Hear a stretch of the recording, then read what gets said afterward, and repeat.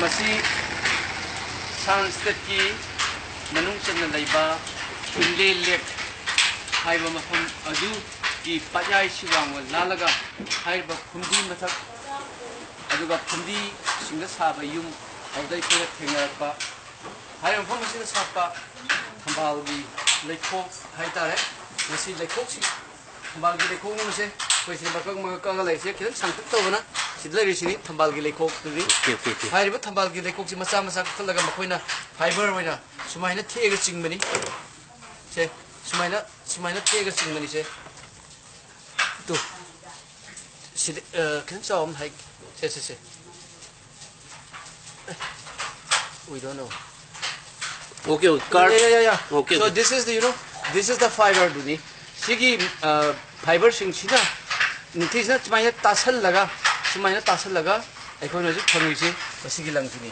Ado aina sumi yang bar basi yam chani kalle. You me cox creative creative innovative ideas, creative design mo nyam hand draw. Aikoi yang naru gi. So yang san people sing to ri sing. Sigi Thambaldagi lekhok si the yauba masinga masing jiji masidagi fiber hase masidagi semba langjina makhagi step sida aikoi sida lai sida yoge langji hana kothwe ado mathang sida chakho ga tareng chakho ga langji taslaga oirei ni den mathang da koi dying toroni langji masu sinjil Langji masu sangjil laga koi ohining balang do masu da sida semani this is dying to give face then sigi masu sigi malsa sida koi na ngorop to masu ma hange masi aikoi gi masu tareng hai tare tareng langcha ma mana yamana langcha isi tareng ni dei langcha masi gi langji gi mana chakku ba sagi si langcha so hai tare ko langcha so to daga Masih bisa loh saya tahu tahu ini so innovative, so creative. So we have to appreciate. It's a new thing to us. But you see, aku ini kita lagi berpuluh bisa na posisi aku cium dah. Aku juga Manipur game nak sini na. Manipur lagi live aku game nak sini na. Feeling kami cili na aku pergi. Ada lagi tharan dah bisa loh. Tapi orang itu sih. Aku ni yang ini jangan mana hari bisa loh. Di mana doh? Aku ni yang ini sih. Wonder, the nice old journey. Wow. Yes. Idea saya koi da inli leksu matam da koi loktak lek tu suni singai. Adu da sunatana da phamjil le mi sing sai ko. Kisabi jing ju ai ki chalisa. Jing ju hek masak mong loi ai mana bagi wakalon amada.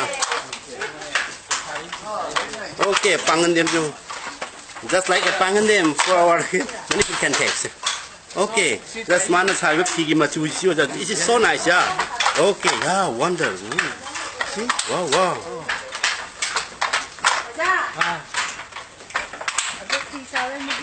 It's a black. Okay. And then you see the after the black and the white. Oh, so black and white. Okay. This one is.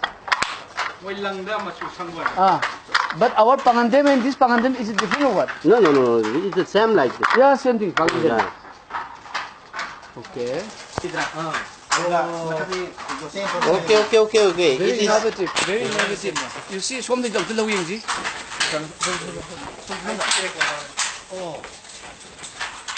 Oh, wow. It's a red color. Dye of the Yes. different colors, no? Black, white, and this one is a red. Oh, man.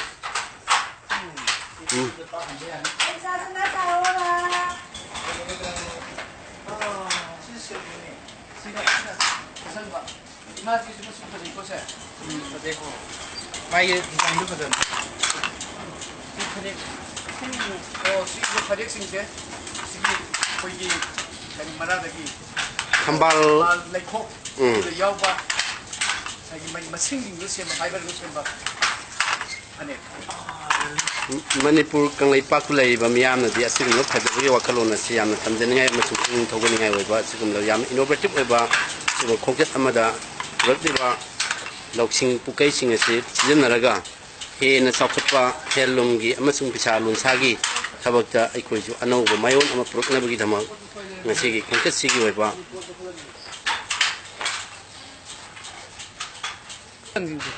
ꯍꯥꯏꯔꯣꯗ ꯃꯈꯥ ꯑꯃꯨꯛ ꯃꯁꯤ ꯑꯩꯈꯣꯏ ꯀꯔꯤ ꯍꯥꯏꯇꯥꯔꯦ ꯊꯝꯕꯥꯜꯗꯒꯤ ꯊꯝꯕꯥꯜ ꯂꯩꯈꯣꯛꯇ ꯐꯥꯏꯕꯔꯁꯤꯡꯗꯨ ꯆꯤꯡꯉꯒ ꯁꯦꯝꯕ ꯑꯗꯨꯒꯨꯝꯕ ꯃꯈꯜꯒꯤ ꯂꯪ ꯃꯁꯤ ꯂꯣꯇꯁꯀꯤ ꯂꯪ ꯊ꯭ꯔꯦꯠ ꯍꯥꯏꯇꯥꯔꯦ ꯂꯣꯇꯁꯀꯤ ꯊ꯭ꯔꯦꯠ ꯃꯁꯤꯒꯤ ꯂꯣꯇꯁꯀꯤ ꯊ꯭ꯔꯦꯠꯁꯤꯡꯁꯦ ꯃꯈꯣꯏꯅ ꯑꯌꯥꯝꯕ ꯃꯇꯝꯗ ꯂꯥꯏ ꯇꯤꯟꯒꯤ ꯊꯕꯛ ꯇꯧꯕ ꯃꯇꯝꯗ ꯂꯥꯏꯗ ꯑꯩꯈꯣꯏ ꯀꯠꯄ ꯐꯤꯔꯣꯜ ꯂꯩꯗꯅꯀꯣ ꯑꯗꯨꯒꯨꯝꯕ ꯃꯇꯝꯗ ꯁꯤꯒꯨꯝꯕ ꯂꯣꯇꯁꯀꯤ ꯊ꯭ꯔꯦꯠꯁꯤꯡꯁꯦ ꯅꯠꯇ꯭ꯔꯒ ꯂꯣꯇꯁꯀꯤ ꯂꯪꯁꯤꯡꯁꯦ ꯅꯠꯇ꯭ꯔꯒ ꯂꯣꯇꯁꯀꯤ ꯐꯤꯔꯣꯜꯁꯤꯡꯁꯦ ꯀꯠꯂꯤ ꯍꯥꯏꯅ ꯃꯈꯣꯏꯅ ꯄꯥꯎ